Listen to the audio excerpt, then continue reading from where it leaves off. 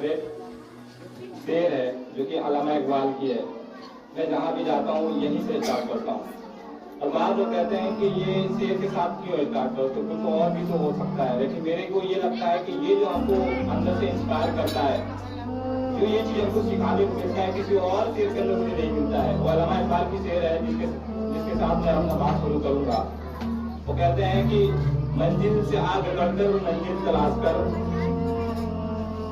मंजिल से आगे बढ़कर मंजिल तलाश कर, मिल जाए तुझको दरिया तो समुद्र तलाश कर। कि हर शीशा टूट जाता है पत्थर की चोट से, पत्थर ही टूट जाए वो शीशा तलाश कर, वो शीशा तलाश कर। प्यारे बच्चों, और एक टीचर जिनसे मैंने आज बहुत कुछ सीखा है, और यहाँ से सीखने के बाद मैं गांव के एजुकेशन को हासिल करने के बाद मैं जब बाहर गया रामनगर के अंदर, तो वहां से भी मैंने बहुत कुछ सीखा और दोनों के अंदर डिफरेंसेस देखा। फिर वहां से एजुकेशन को हासिल करने के बाद हायर एजुकेशन के लिए जब मैं बिहार से जब दिल्ली गया, तो वहां से भी बहुत कुछ सीखा। यानी कि हमने बचपन से बहुत अभी तक बहुत कुछ सीखा है और अभी बहुत कुछ बाकी है सीखने के लिए, लेकिन जो सीखा है वो कहते हैं to acquire the knowledge and share among your society among your family. तो अगर आपके जितने भी फैमिली लोग हैं, फैमिली मेंबर्स हैं, आपके जितने भी गांव के सोसाइटी के लोग हैं, जो आप इनको हासिल कर रहे हो दूसरों तक पहुंचाओ, जो आप सीख रहे हो दूसरों को सिखाओ। अगर आप सीख रहे हो दूसरों को नहीं सिखा रहे हो तो फिर आप अधूरी सीख रहे हो। आप पूरी तरीके से तब सीखोगे जब आप सीख करके किसी को सिखाओगे। तो अब हम जो सीख रहे हैं, तो मेरा मिशन ये हुआ कि मैं जो सीखूंगा वो अपने से सभी को सिखाऊंगा। तो सबसे पहले इनका मकसद तो यही होनी चाहिए, एजुकेशन का मकसद तो यही होनी चाहिए कि जो आप सीख रहे हो अपने से दूसरे को सिखाने की कोशिश करना। अब रहा सवाल कि मैंने यहाँ से वहां गया तो बहुत कुछ सीखा, वो है स्किल। स्किल का मतलब आप लोग जो नंबर ला रहे हो वो सिर्फ आपका 50% आपका जो कर सकते हैं वो आपका मार्क्स है।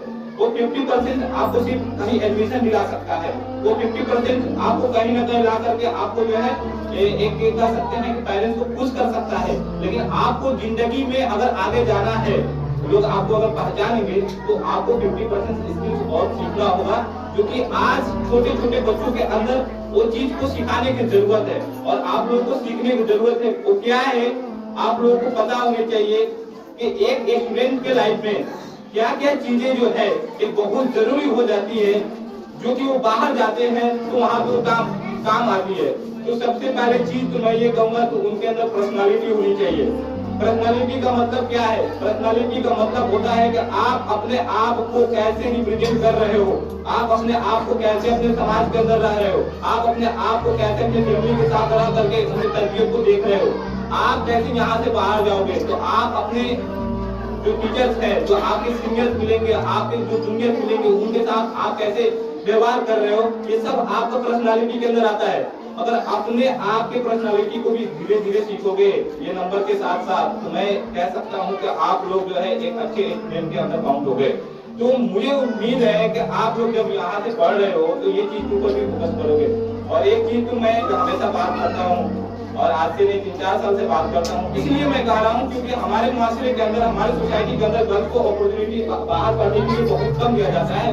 10 से 15% या 20% की मैक्सिमम लेके चलो तो बाहर पढ़ने के लिए लड़के यहाँ से जाती है। लेकिन अब आज हमारी कौम क्या है, आज हमारी कौम के लोगों के अंदर एक कहीं न कहीं एक बहुत बड़ी एक सोच बदला है, जो अपने लड़की को भी हायर एजुकेशन के लिए वो बाहर कहीं न कहीं भेज रहे हैं। अगर ऐसे ही हर पेरेंट्स के, सभी पेरेंट्स की अगर सोच बदल जाएगी तो आज ये जो जितने भी छोटे छोटे बच्चियां हैं, जितने भी छोटी छोटी मेरी बहन है, यहाँ से पढ़ने के बाद वो आगे भी जरूर हायर एजुकेशन प्राप्त करेगी और वो अपनी जिंदगी के अंदर बहुत सारे जिम्मेदारियां है, रिस्पॉन्सिबिलिटी है जो एजुकेशन के जरिए से वो समझ सकती है, वो जरूर ये बात को समझेगी और अपने लाइफ के अंदर बहुत सारे मोरल वैल्यूज को अपने अंदर लाएगी। अब आप लोगों को क्या करना है, ये तो हो गया पेरेंट्स की सोच के ऊपर डिपेंड करता है कि आप लोग हायर एजुकेशन करोगे या नहीं करोगे।